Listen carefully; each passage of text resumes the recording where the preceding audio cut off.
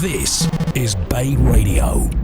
So, busy old week this week, straight back into the swing of things, and welcoming back after a little bit of a break with appearances by other guests representing the college is Mr. Richard Wijeratne. Good morning. Good morning. Nice to see you, Moody. You too. Welcome back in. Now, here's the thing. It's, you get the things levelled at you, like, they're teachers and school people. Yeah. It's dead easy. They have so long, all those long holidays. Oh, massive. I don't think you've stopped, have you? And there's too much going on. No, I think we knew pretty well that this was going to be a write-off summer, holiday-wise. But it's very good stress. It's very good to be able to be working and having the sort of challenges that we've had through the summer. They're good challenges as opposed to difficult ones. So much has happened. So much is going on. I have to say the staff in many cases haven't stopped either. So I have to congratulate them and thank them because I saw a lot of them yesterday, and it seems to be an ongoing process as we start to consider our moves for September. Now, this is, we've been saying, exciting news because we've mentioned this pretty much every time we've been in, but how's it coming along, the new secondary sites? Yeah, well, I mean... on schedule? Yeah, it's 2 days behind. Okay. So we will take ownership of the building on the 5th of September, and we intend to move in, before and through from the 5th to the 9th, and welcome our wonderful secondary pupils to their new home in XIC on the 9th of September. So loads going on. We've got to obviously make sure that we have everything in place for them from an academics perspective, but also from a COVID safety perspective as well. So there's a huge amount of organisation going on, but it's not difficult. We've got good people in the right places doing the right thing, and a huge shout out to all of the staff because they're really stepping up to it. They're coming back into work in the last week of August in order to help everybody try and make sure that we get everything over there and in the right place at the right time. But yeah, it's looking great.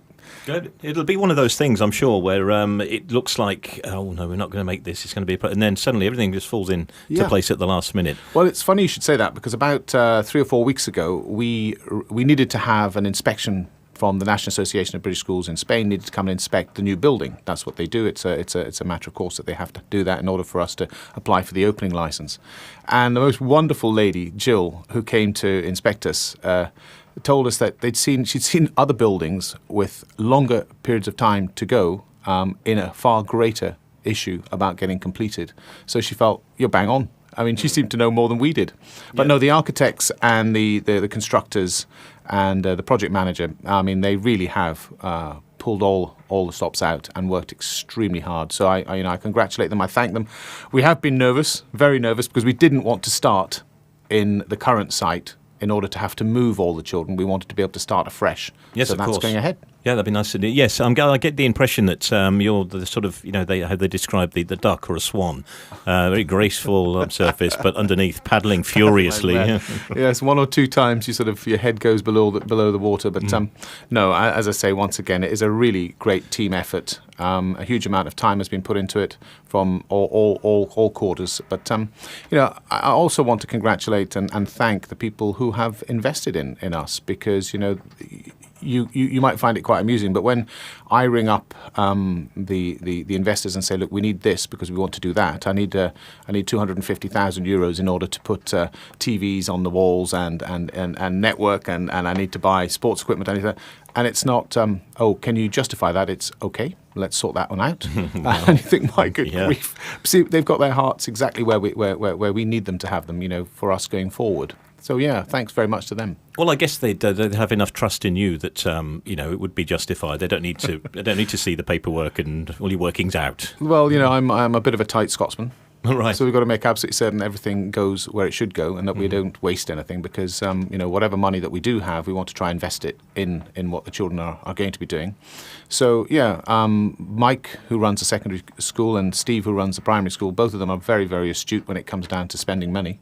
Money's got to be spent correctly. I have absolutely no problem with spending money, but we've got to make sure that it's spent in the right places and for the right causes, and the cause all the time has got to be the children front and centre. So yeah, it's really exciting. I can't tell you, Moody. The constructors are terribly proud to have been able to put a building of that scale,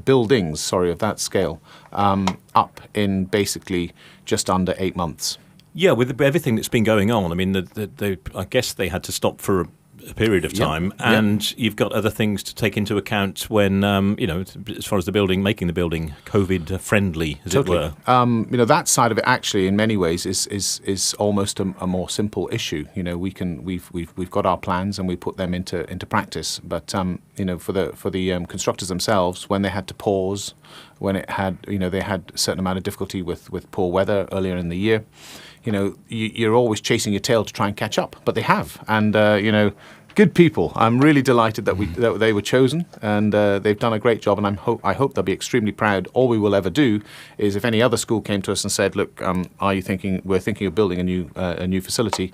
Can you recommend a builder?" Well, there's no question. Right. Well, that's a good sign. Yeah, absolutely. And here's the thing, talking about the pupils going into the new school, and of course your primary school as well, it sounds like this year there's quite a few that want to get into the schools. Well, that's been part of the busy process of the summer. Mike Mills, Steve Jarman and myself, we've been extremely busy with new pupils, new families coming to the area. Pupils moving schools, wanting to join the XIC family. It's great, but it does actually prove quite challenging as well, because we now, you may think it's a good thing. I think it is a good thing, but it's also quite difficult, where we've now got waiting lists in certain areas. The nice thing is, we're full, we've got a capacity, we never have any more than 20 children in any class. That is a philosophy for the college, and it works very well. It supports the child, it supports the teacher. Very important. However, you can end up in a bit of a pickle when you've got a family of 2 or a family of 3, and we can accommodate one, and of course the other one has to go onto a waiting list. Yeah. So that is difficult for the children, but waiting lists are there for a reason. People do move. Sometimes families have to return to their homes in other countries. We are very, very international. There are over 26 different nationalities currently in the school. And, we're really, really sad when we lose a family. That's really important to us. They understand that, ongoing, there's every probability they come back. But if a family does have to go, and with this whole COVID scenario, we have had 1 or 2 of issues such as that. So there are places that become available. Mm-hmm. But we've had the largest recruitment in the history of the Xabia International College this year. Wow! Yeah, it's massive. What do you put that down to? Can you point to anything in particular? Oh, there's a number of factors. I mean, over the recent years, there have been certain changes that not only contribute to the family atmosphere, but also to the quality of the product that's being provided. We want to make absolutely certain that the children get the best they possibly can. So that's down to staffing. It's also down to facility, because what we're trying to do is to reduce the amount of children on each site, so we give them more space and more time. So I think that's quite attractive. I think the actual overall philosophy of the college is fundamental. Many schools will say they have a family atmosphere, and I'm sure they do, but we actually do ensure that we focus on that point. It is the whole family, not just the children. The children are paramount and up front and centre as far as we're concerned all of the time, but it's the family behind that as well. So we can work as a sort of triangle: the school, the family and the child, in order to try and achieve what the children want to achieve. And another thing which I think is absolutely crucial here, and it is out and it's in the community, is the reaction of the staff to the changes that have taken place over the last couple of years. They have been really at the coalface of what we're trying to change and what we're trying to do, the technology that we're using, the approach that we want to have, the upbeat approach that we want to have to challenges that they and children have. The way they've reacted has been superb, and I think that's one of the things that I love the most, is when a member of staff can walk into the community and they will say, somebody says to them, so what do you do? Oh, I'm a teacher. Oh, right, you're a teacher. Where do you work? I work at the Xabia International College. All right, what's that like? Fantastic. Because you can have the reverse. I can tell you now, you can have the reverse. So that, I think, is one of the key issues. And, of course, as I said earlier, if you have an ownership, you have a group of shareholders who know what they want to try and achieve for the college, and they want it to be something that's really special, they find a jewel and they just polish it, and they polish it and they polish it. And if they polish it enough, then it shines and people see it. And I think that's really quite key to what's happened. Now, you just wanted to give a quick shout to other people, because Yes. we've said you don't get a break, but some of the staff are working through as well. They have done, Moody, and it's sort of like the unsung heroes. all of what we've been trying to do over the summer has required a great deal of administration, and that side of our staff have been really, really dedicated. And I do want to say thank you to all of the secretaries and the people who work with the finances and the administration. They have been amazing. Every call that is taken with every new family that's keen to join our family, it goes through them. I mean, they become like agony aunts. They support these families through trying to find places to rent, cars to rent, cars to hire, where they might find a doctor and all sorts of things. It's amazing the work that they do. They keep us going. They do it with great grace and with good humour. So many thanks to all of them. They do a fine job. They do it well, and most of the time with a great smile on their faces. Yeah, sure. It'll throw up its own challenges, as sure. everything does. I'm yes. sure. Now, obviously, we've touched on quite a bit the online learning that's been going on. That you've got down to a fine art now. I'm sure. Yeah. How will that continue? Because you'll hopefully the students will be back at school. Yes. But I'm guessing you can keep some parts of it in place. We have. And I mean, we had for about a year now been looking into offering an online program for those pupils who can't actually attend the college. And this is internationally, this is within Spain, which is back in the UK, and it can be done in so many different areas and so many different subjects now. So what we're looking to do is to provide an online service that is second to none, where we can actually provide support at all levels, but we're actually focusing on primary level to start with, because you've got one teacher and all the class is learning at the same speed. Where the challenge becomes a little bit more complicated is where you're actually sourcing teachers to teach French, to teach German, to teach Spanish, science, or all of these different components to bring them together. But that will come in time. So the idea is that we will be setting up our own program, a website where people can actually dip into, see the different courses that we offer.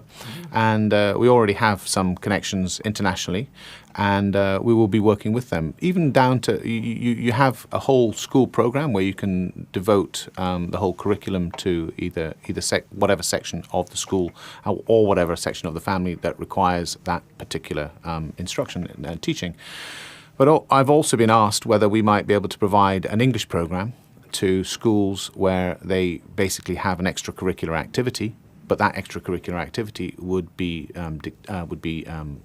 taught through our own online program. So you would have that every day from 5 to 6, for example. So it's quite an interesting and opportunity for the college, and we have some highly motivated people already starting to process this. So it's the future. It is very much the future. You can see that people are going to be working with distance learning. I think the lockdown taught everybody so much about their own businesses, and I'm not talking about just in teaching, where they had been traveling all over the place, all over the globe, and they don't necessarily have to. Yeah. So in fact, they're not being quite so wasteful financially. The carbon footprint, you've got to think about everything here, really. If you can do it remotely, why not? Yeah, you remember those days when you had to travel to Hong Kong for a meeting or something? Yes. It's completely different these days. Oh, totally. Yeah, totally. Yeah. So talking of extracurricular stuff, because presumably you'll be able to expand that a little bit. There'll be one or two things going on already, I'm guessing. Yes, I mean we have. But with the new school, there are more opportunities for that, I'm sure. Absolutely, this is key. I mean, one of the things we wanted to do was to try and involve the community in the college. So we've taken on a tremendous guy. He's a parent in the college. He has a wealth of experience in running and organising extracurricular activities with schools in the Brighton area. He currently works with 5 or 6 schools there, and he coordinates so many different activities and sports, social, dance, adult training and learning. So the idea is that Darren Hambrook will join us in September, and he will start his employment by organising what we might be able to do and making sure that we have everything in place in order to be able to have it as a safe program.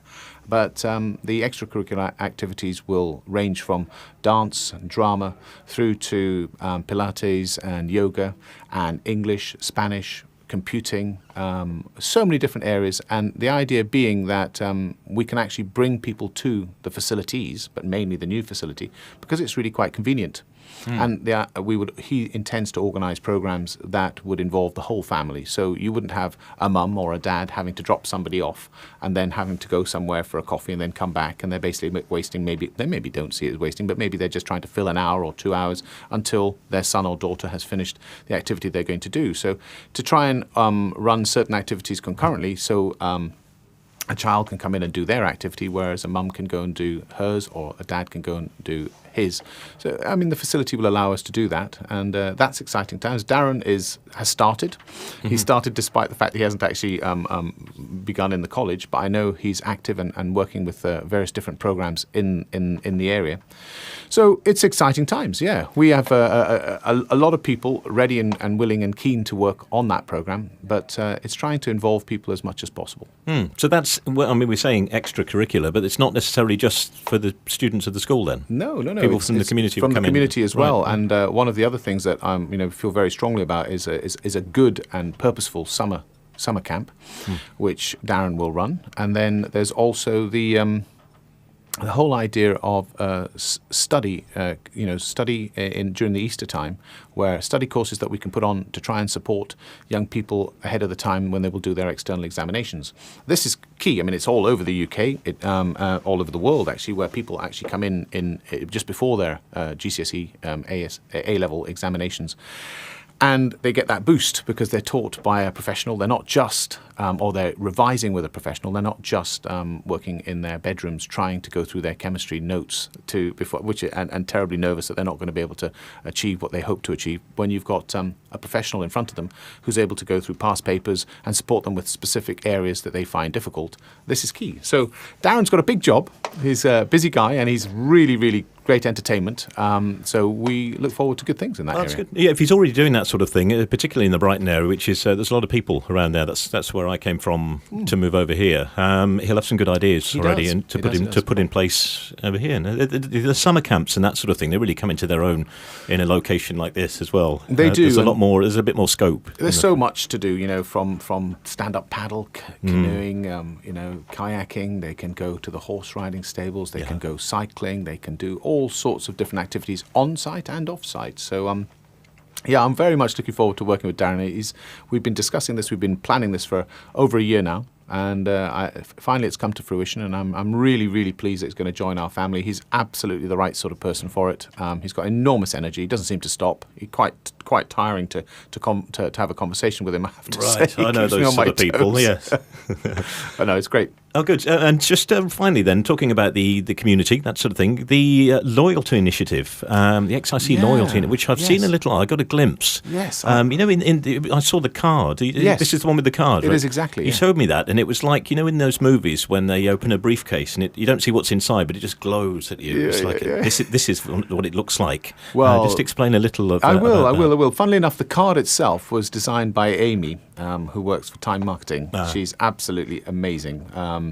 But it was the idea. She designed a card that I think the picture on the card actually displays what XIC is about. It has a photograph of a couple of our pupils walking away to have their lunch, and the friendship there you can see is the way that they just carry themselves, and it has that family feel. It's just beautiful. It was a brilliant piece of artwork that Amy found to be able to put on the card. But the card is the whole project is very simple. It came out of a conversation that I was having with my wife, actually, and we were trying to think of a way that we might be able to involve the community more generally in the college. We are here in Xabia, we're here on the Costa Blanca, and we really want to be part of that community, and we want the community to be part of our college. So the idea of the card was, we know that, and remember, this year has been a different year to all, to many, and quite incredible. But in normal years, this part of the Costa Blanca does extremely well with the tourists and the visitors coming to join our community. They bring a huge amount to the economy. Businesses do extremely well during those times, I hope, I see. However, when the tourists go, the place quietens down quite a lot, despite the fact that it has grown over the years. But businesses quieten down quite a lot. And they need the support of the people who are resident. So we thought we'd create the loyalty card initiative, where all of the families in the college receive one, And we've been into the community and asked various businesses if they might be interested in joining it. And basically what they have to do is to offer a discount to those people who have the card. So if you want to go and get your hair cut, which I don't do very frequently, Right. but if you want to go and get your hair done, you get 10% off here. You might get 15% off car hire there. You might get a certain amount of discount from an insurance company, or I mean, it's far and wide. You know, we have people who offer kayaking, people who offer opticians, vets. It's so wide. So what it is, it really took off, and it meant that the businesses themselves are being supported by the residents of the cost of our school and this area. And I think it's a real positive. So if you're keen and if you're out there and you have a business and you're quite interested in joining our loyalty initiative, it doesn't cost you anything. What it does cost you is the discount that you give to the client. But 90% of something is better than 0%. Yeah. If somebody's coming to your business. So I think it's quite a good opportunity. So you just get in contact with us at the college. Search for us, Google us, and you'll find all of the email addresses, and we'll contact you. Brilliant. What's it? I mean, you've got a real range of stuff, as you just sort of mentioned. Do. Yeah. So is there any way we can see what? Yes. What you do is, and this you're going to love. Who's on board? Yeah, you're going to love this, because in fact, what you have to do is you've got to download the International Schools Radio app. Okay. So we're not in competition, of course, with Bay Radio. No. We're all great friends. But right. You have to download the International Schools Radio. That's how you search that in your app store.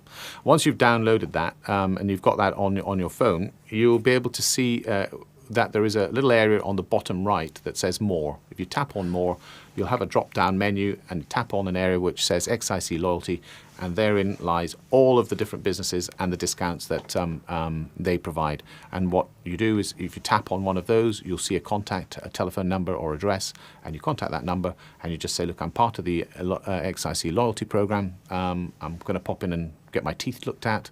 Will I get my 10% discount? And you have the conversation with them.